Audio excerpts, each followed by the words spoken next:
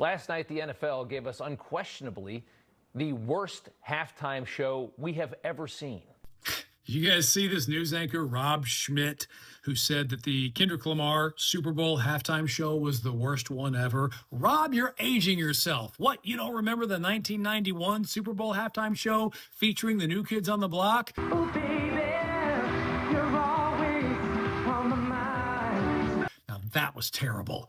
No, it feels like this is about something else, Rob. What could it be? A tiny rapper in bell bottoms who 98% of the country has never heard of. What's the matter with bell bottoms? Lainey Wilson wears bell bottoms. Are you mocking her? And the fact that you've never heard of him, I mean, the Grammy folks have heard of him because he's won 22 of those. The Emmy folks have heard of him because he's won an Emmy too. And in fact, the Pulitzer Prize folks have heard of him because he's won a Pulitzer Prize as well. What have you won, Rob? No, it feels like this is really about something else.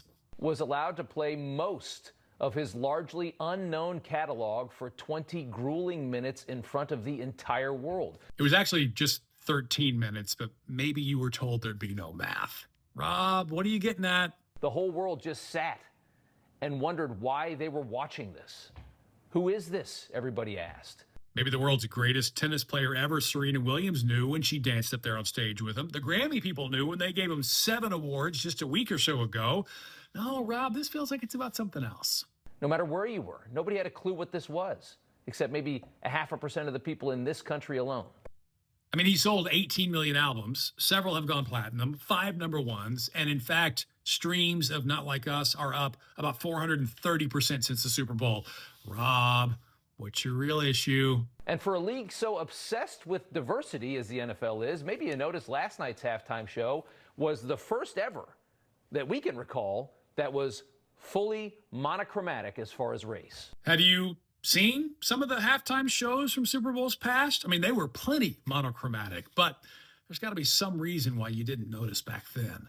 You know what, though? I get it. It's 2025. You'd like some representation in your Super Bowl halftime show. It sounds like what you really want is some diversity, equity, and inclusion when it comes to those performances, right? In true woke fashion, this was done with no apologies whatsoever. You keep saying woke. I don't think that word means what you think it means, Rob. In fact, the way you keep using it, I think you mean black. American culture used to not allow such gratuitous racism. Now it applauds it, or at least it did. So this is Super Bowl 59. Obviously, this was not made for you, Rob. But guess what? There were 58 other halftime shows that were. So maybe, just maybe, you can let the people this was made for enjoy it without having to blow on the loudest dog whistle I've ever heard. But when it's all said and done, Kendrick Lamar had 133 million people tuning in to watch his halftime performance, which is about 1 million for every 1,000 that tuned in to watch your silly little rant the other night. You didn't make a single substantive critique of his message, of the performance, of any of it. No.